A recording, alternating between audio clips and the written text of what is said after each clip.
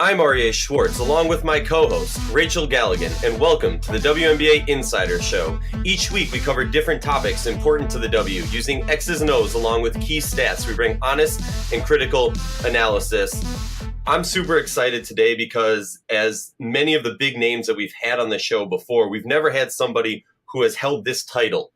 Head coach of the Atlanta Dream, Nicki Collen, welcome to the show, and thank you for joining us. Absolutely. Thanks for having me.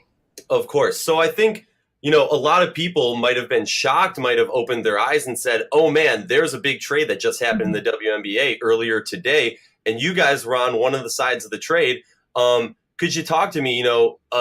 I'm curious your feelings on what does Alex Bentley bring to your team that maybe the team didn't have before, or what she adds to what you already got going? Sure. Well, I had the chance to coach her in Connecticut, so certainly aware of her skill set.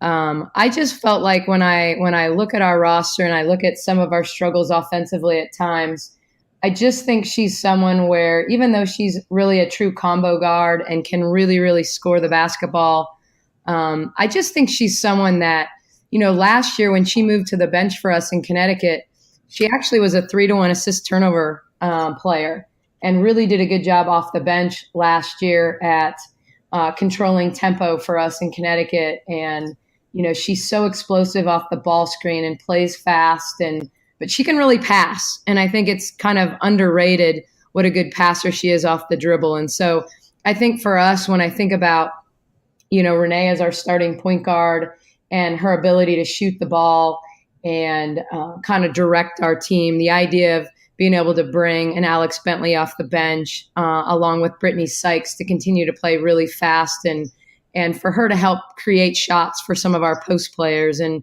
some of our wings is really exciting to me. And then on the flip side, I truly believe she's one of the premier on-ball defenders in the league. Like, she just really can get into a ball handler, can really move her feet. And so she gives us a really good defensive presence as well. Coach, I want to get into your defensive side of things here in a second, but I was noticing statistically, you guys struggle for me on the three-point line. You're last in the league in three-point percentage, right at 28%, shooting it right now. Bentley overall is shooting 30% on the year, but as of late, these last 4 games, she's shooting above 40%, around 42%.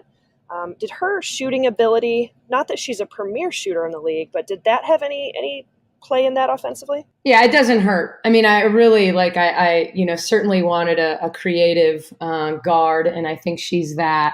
I think what Alex is kind of one of those instant offense type players, and she can really get it rolling from 3. She tends to, if she makes 1, she's bound to make 3 from the arc. She's really good in the pull-up game. It's always been, probably her greater strength. But she can create her own shot and she can create shots for others. And so, yeah, I think she gives us just more offense off the bench. We want to be a better 3-point shooting team. I'm okay, when we shoot 25 threes, even if our percentage isn't as high as I'd like it, because I think it does open up driving lanes when we start to stretch people and make them close out to us. So I'm looking back at your schedule, and you guys are such an intriguing team because you're like these silent assassins that can take down anybody any given night. And you do it on the defensive end of the floor. And the way you rebound the ball. You're one of the most disciplined teams in the league defensively. And you've been able to take down the Storm. You've been able to really, at this point, sweep Connecticut, which you were the team ultimately that stopped their hot streak at the beginning. You've beat the Lynx, the defending champions. And so I'm just curious from your perspective, and you guys talk about it so much, we hear about it so much. Is that something that, like, at the core of who you are as a coach, the way you wanted to build this team was, we are going to get it done on the defensive end of the floor? Well, I think you have to, when you looked at Atlanta in the past, and even when I took over the roster, you have to combine like who you are as a coach with what you inherit in terms of your roster. And then you certainly have the ability through free agency and the draft to add pieces. But, I felt like overnight we weren't going to become a great 3-point shooting team. Tiffany Hayes is going to make threes. But we're not going to rely on her to make threes to win games, consistently. And so you take what you've got and you build with that. And certainly my background as a defensive coordinator, I'm very comfortable building, the building blocks of a good defense. And so when we started in training camp, it was very basic. It was, here's how we're going to defend flare screens, and now let's do it. And here's how we're going to defend pin downs. Now here, let's do it. And here's how we're going to defend, and you really start to teach actions in ball screen defense. And so, while you certainly are going to game plan specifically for an opponent or a specific action with a specific team, with this shortened season and with so little true preparation, you're typically on a 1-day prep as opposed to some years where you get 2 days prep. They have to trust that they know how to guard actions if they don't know every play call and they don't know situationally. So, hey, they just set a flare screen. We know what we're doing. So we definitely wanted to build it with a base so they understood here's who we are. And then let's tweak it based on our opponent. So that's what we do. There's certainly, this is how we want to defend in the post, and this is how we defend ball screens. But hey, against Phoenix, we want to make Camille Little beat us. So, our 4 defenders were deep and help side, and sometimes tag and grind her early and being ready to double her. And so you go game plan to game plan, but we definitely started with a base. And I found that to be really, really important that we have the discipline of a base defense. It's really interesting. I'm looking at blocks per game, and you guys are 0.1 behind the Phoenix Mercury, which I think is very underrated. You guys have an insane paint presence. Something I want to ask you, though, is what do you believe your biggest inconsistency is, or something that you need to improve most moving forward? Our ball movement. The ball sticks too much with us still. It certainly was a point of emphasis when I took the job. It's going to continue to be a point of emphasis. We have a team of players who can make plays and make plays on their own, and getting them to consistently trust the pass, trust the next action. Just because you can go get a shot doesn't mean that you should every time you touch the ball. So I think at times we don't get enough movement. We ball watch too much. We don't get into actions and have enough backside movement. And so, there are times when I see us start to do it. I mean, we really, we've tried to force some of that with certain sets that we run, like against Phoenix. Hey, we're going to run a lot of floppy against Phoenix because we really need to get them moving side to side, and we need to get Bonner on the move. We need to get Trossi on the move. We need to, loop them into actions. And, I thought it was really effective for us. A lot of the floppy actions we were running because, it forces us to get into action rather than to get into isolations. We have players that are good in isolations, but it's not always the most fun basketball to watch.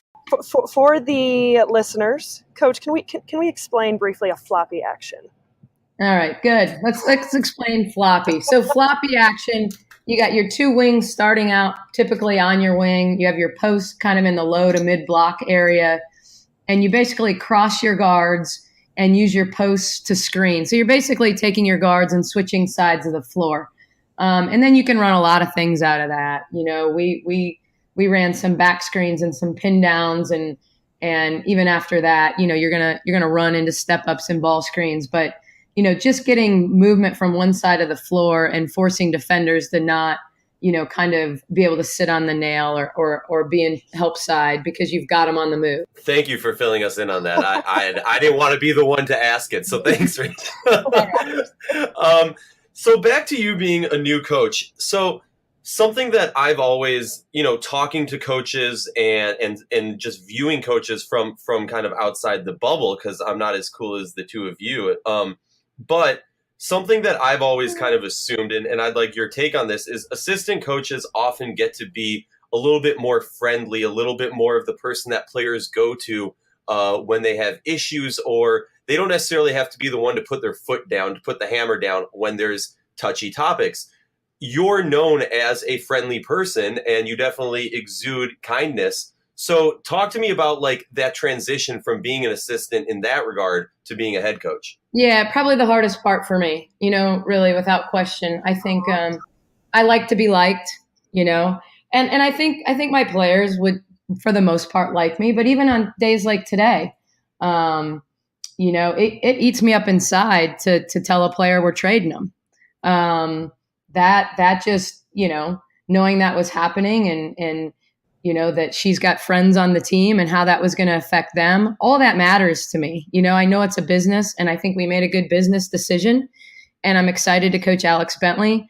But, Laysia Clarendon's a great person and a great basketball player. And, so those conversations are hard for me. And, I have to learn how to compartmentalize at times in those areas. But, I think I can't be anybody but myself, or I won't be good at my job. And so, a great assistant coach is someone who can translate for the head coach, to use a simple term. When I worked for Kurt Miller, sometimes he would say things in the heat of the moment, and you have to get the players to understand what he said and not the emotion of how he said it. And so, I don't scream and yell as much as some coaches. But at times I'm still pretty harsh and pretty transparent. And I would say that I tell the players that all the time, like, don't be afraid to come talk to me, because I'm going to be transparent. I'm not going to play games with anybody. I'm going to tell you, I felt like I needed to talk to Amani after she had 2 great games in a row against Minnesota and Indiana, and say, hey, you have helped us the last 2 games, but Seattle's a really tough matchup for you, Howard and Stewie, and that's a tough matchup. So don't get discouraged if you don't play a lot tonight, because we're going to turn around and play Phoenix on Sunday, and I'm going to need you again. And so, I try to keep engaging them. I certainly don't have probably the same kind of relationship I had when I was an assistant coach, but I think most of our players would still say I'm pretty approachable. I think so. Just based on I saw that you lost a bet earlier, or maybe you won the bet and you had to wear, I think it was like a Louis Vuitton do-rag or something for a while. That was amazing. A while. Like, I had to wear that post-game in the airport, on the airplane. I wore that all the way till we got to the team hotel. So talk amazing. About a trooper. It's like, that's like one of those lost the bet, really won the bet, because the whole point was, hey, if we go out and win this game, I'll do this. So it's more like winning a bet, but, looking like a fool in the midst of winning a bet. So something that I feel, as someone who has been a sports fan my whole life, does not get asked to head coaches in the WNBA nearly enough, especially new head coaches. In every league, when a new coach takes on, especially when, typically you're not taking on a team that just won a championship. So there's obviously some sort of a rebuild going on. Something I want to ask you is, kind of, what's your 3-year plan? How many years do you feel it will take for this team to be, a perennial contender? Well, I think, we had so much progress. Like, I felt like our first year in Connecticut, to the point where, coming back last year in year 2, it was like super exciting to think about that team coming together. And then when Chene tore her Achilles before last year, it was kind of like, okay, well, now how are we going to be? Did that just put, a glitch in our plans? But I think when you look at Connecticut and you think about, had Alyssa Thomas not gotten injured and where they would be right now and how they were playing with her in the lineup, I think it takes 2 to 3 years. Now, that's different than, say, a Seattle, when you've got a Sue Bird, as your leader, and she might not have 3 years, and there's so much talent there. Like, I don't know that we need 3 years here, but I think we're a little bit inconsistent still right now, because we're still kind of learning how to play together and learning to break some habits that, didn't happen overnight. And so, like yesterday was a perfect example of, we had 5 players in double figures, and I liked our ball movement, and I liked a lot of things we did, and I liked what our bench was doing. And, I want to see more of that from our team. And so I think it takes some time. So I'm not sure the WNBA is a funny beast, because, you start with a 2-year contract. So trying to have a 3-year plan is a little difficult, mm-hmm. Because pro sports aren't like college. You don't get a 6-year contract. The expectation is that, maybe if you're not winning a championship in year 1, but, I certainly think my ownership wants to see progress, and hopefully they're happy right now with where we're at. And, the direction we're headed. But I think this is a team that can contend. I mean, Rachel talked about it. Like we've beaten Seattle on the road, and we beat Minnesota at home, and now we've beaten Phoenix and played them really close in our first matchup this season. And so I think our roster is built in such a way that we can compete with anybody. The question is, in a 3-game series, do we trust each other enough? Do we trust the game plan? Do we trust the system? To win when it matters, in playoff time. And we certainly have to take that step first of getting to the playoffs. But I'm not afraid to tell my team, like I did last night, like, hey, we might be in the 8-hole and Phoenix may be sitting here in 1 right now, but we know we're as good or better than them, but we have to show it. We have to play that way. We have to prove it. We have to defend. We have to run. We have to pass. You still have to do it. And so, I don't necessarily put a timetable, on myself or, where we need to be championship wise.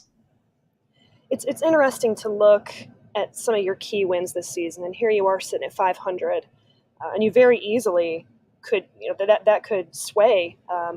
You're winning by a smaller margin, you're losing by a small margin. So we're talking about a lot of close games you guys are playing. What has been in some of those big wins, the Connecticut wins, the win against the Lynx, even though, yes, they struggled, they're still the Lynx, the win against Seattle.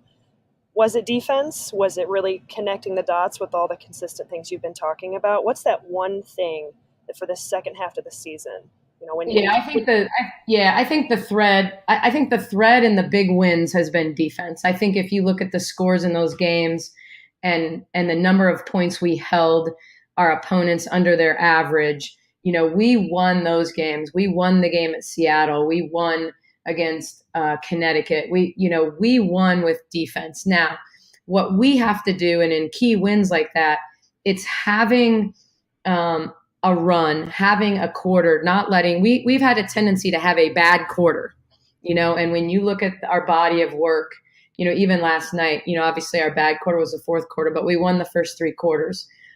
Even our first loss at Dallas, which was our worst loss of the season, we had a terrible second quarter. We had a terrible third quarter against Indiana when they got their first win. We've had these moments where we've had a bad quarter. So I think the thread of success for us, the consistency comes at the defensive end of the floor, and holding teams under their average. And then it's not having a bad quarter. It's being more consistent offensively. And we had a train wreck quarter against Seattle in the second quarter on Friday night, and it did us in. Other than that, we were really competitive. But we have to take good shots. We have to take care of the basketball. And so, I think we'll continue to get better offensively. And I think Alex Bentley will help us be better offensively. But we've got to always stay true to getting stops and taking our opponent's strengths away and, giving them one shot and really, kind of taking that approach that we're not a team that's just going to outscore everybody. We got to defend them and then be smart in our execution. And putting together an entire 40-minute correct effort. So moving ahead, you guys have a big time matchup on Wednesday as you head to Washington to take on the Mystics. Not an easy feat, as they are a very talented team who, have been playing at a pretty high level right now. How do you stop Deladon? What are the keys to that game to getting that win? Well, I think you have to make her score over you, which she certainly can do. But I think, you have to guard her without fouling. It's just, she's obviously special when it comes to getting to the foul line, and she's not going to miss there. So you have to take her tendencies away. You have to sit on her left hand. And when she jabs, you can't go for the jab because that's all she needs to get to her left hand. And then you have to pick her up early in transition. So she can't just dribble into her threes, and with them, it's really a Deladon Tolliver thing. It's because they both can really, get cooking from the arc, and Atkins has obviously made them a better team because she's not only making shots, but she's a tremendous defender. She takes charges. She plays her butt off, so they play with a lot of energy. I think you can get shots against them, but they're a hard team to guard. I mean, their game against Seattle last night, I just got done watching for the second time, and just high level basketball. It's fun to watch. It's great for our league to see two teams that can just really shoot the basketball and move it and score. And so, it's going to take a monumental defensive effort. But I think, we have length at the 4 spot, and Breland is long and a capable defender. If we switch and have to get Elizabeth on her, we're still long, Angel's long enough.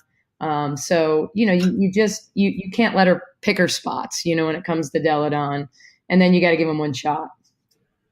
Something I've always been interested in, and talking to Kurt before the season started, he attributed a lot of last year's success to the Sun on film work and pregame study of the opponent. You just spoke about rewatching it for the second time, Washington's last game.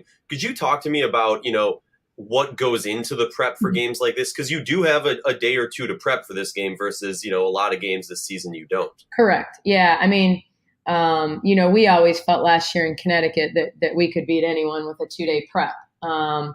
But it's just the prep in this league, and I can't speak for everyone. I know that, my goal is to never be outworked in preparation. And I think having worked for Kurt Miller, I'm not sure I can ever outwork him.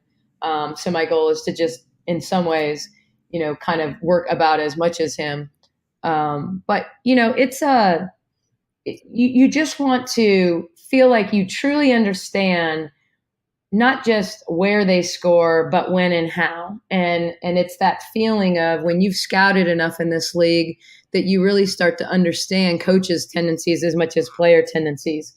Because we're all guilty, of that, of, being creatures of habit, and so, when you play Chicago and it's a late game situation that Amber Stocks is going to run a hammer action, and get Sluty along the baseline and be looking for a drift pass or a crackback pass. And, so you just start to understand tendencies, and Washington doesn't have to run a lot of plays. They're very much an open floor team, and, they get in 2-man actions, and if they can keep the floor spread, it's really all about spacing for them. So can you congest? Can you bother their spacing?